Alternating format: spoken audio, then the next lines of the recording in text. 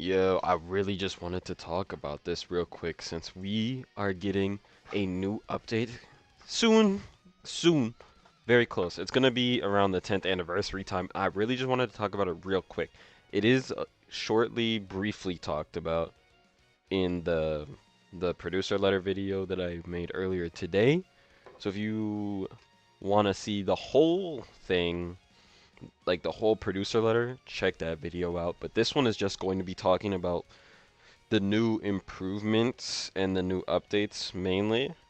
I'll also be talking about Glorio and Goku in a different video later. So if you want to be on the lookout for that, talk about that. But let's get right into it right now. So I just wanted to talk about these quality of life updates. As you've seen the thumbnail and the title, I've been hearing and seeing a lot of people talking about Dokkan 2. Like this game is getting a new look. And I really just wanted to talk about the few things that they showed in the producer letter real quick. Just like a short and condensed video of just this stuff in here in particular. Because I think it's really cool. And it does add a nice little breath of fresh air, so to speak, to Dokkan, right? So the first thing they talk about is the improvements to the character detail page. And again, like I said, it's going to be available from January 2025, which is around the 10th anniversary, which is crazy. This game's been out for 10 years. I hope they do new summon animations, like actual new summon animations instead of new PNGs flying in, like a whole revamp of summon animations. But we'll get there when we get there eventually. We'll see. Maybe they will 10th anniversary, but let's get into it. So the first thing is the character details page. They're changing the way that passive skills are read. So if you play the game right now, of course, you know it's basically just a paragraph and that's it. But now what they're doing is they're splitting it up by using bullet points. They're using like headers, and I think this is really cool. They also have this to show you how long something lasts. If you have something that only lasts for a turn or whatnot, they'll show it here. And I think this is a really good way to sort out the passive skills. It just makes it so much easier to read. You can really get what the character does. Of course, it's exactly the same information pretty much that's already written in the paragraphs that we have right now, but it's just formatted in a way that's a lot easier on the eyes. And if you're looking for a specific thing, you can find it a lot faster here. And again, it shows you like how much, as you see here, like time, right? So it shows you how many turns you have and stuff like that. I think it's just cool.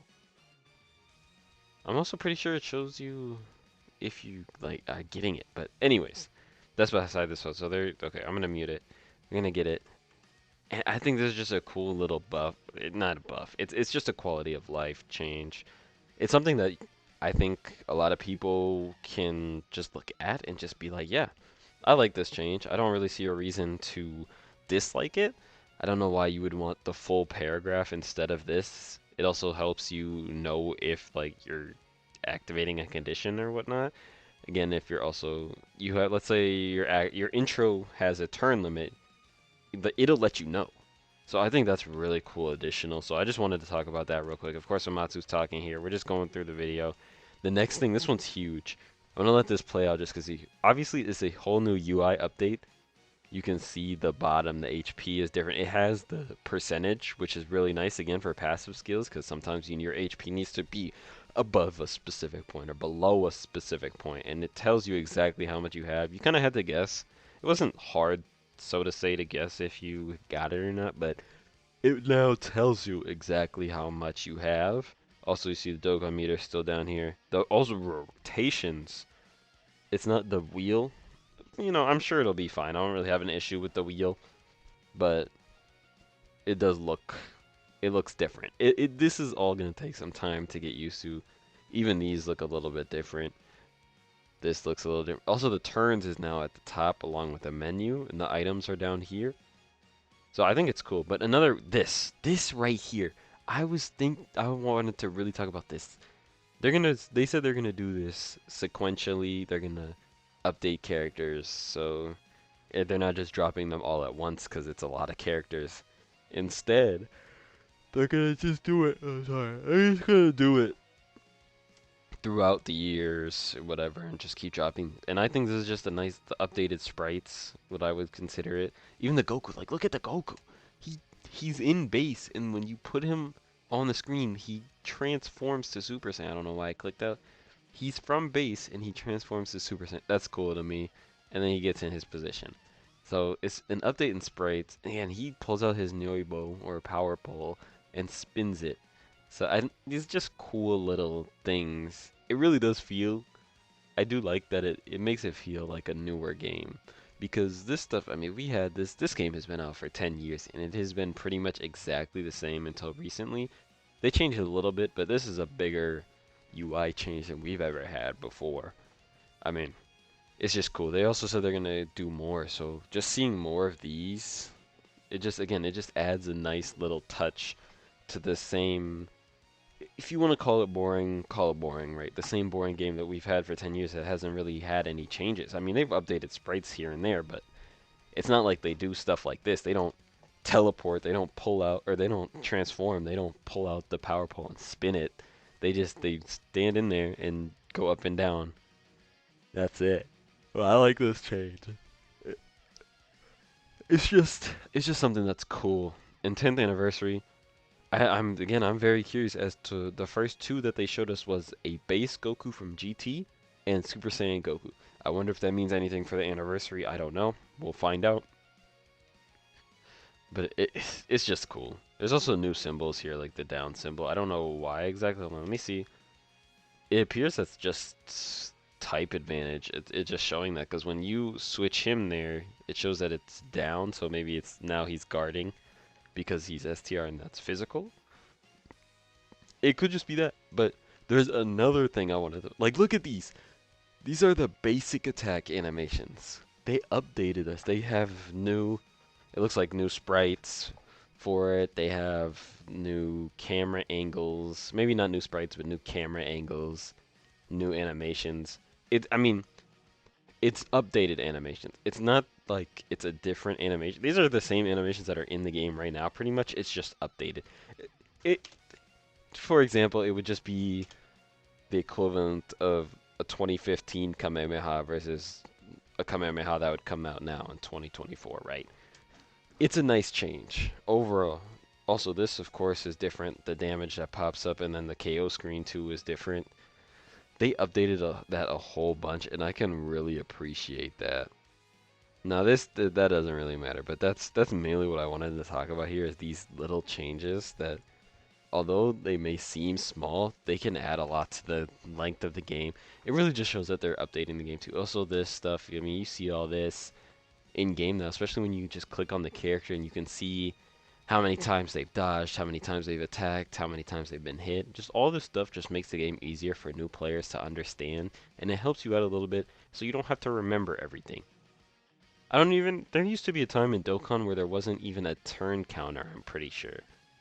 If I remember correctly. I don't remember. I don't know if it's 100%, but I'm pretty sure there wasn't even like the turn number at one point in Dokkan. This would be early Dokkan. I've been playing since the second anniversary, pretty much. For sure, at the no, I'm there. Yeah, I summoned on Super Saiyan 4 the AGL and STR Vegeta, and then I also summoned on Super Saiyan 4 Gogeta and Omega when it was to be released. So yeah, I've been playing since the second anniversary. So seeing these things is pretty nice. Is it a long time coming? Yes. Should they have done this earlier? Yes.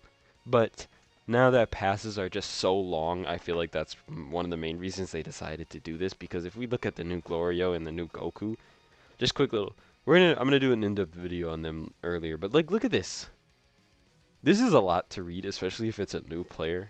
For somebody like me, who's been playing the game for almost 8 years, I know what to look for, and I can just skim through that and get a general gist of how they are. But new players won't know that. That's a lot to read, especially with every character looking like that comes out now. So this little thing is nice. It gives a easy to read, while also giving you just an easier way to know how to activate stuff, how stuff activates again.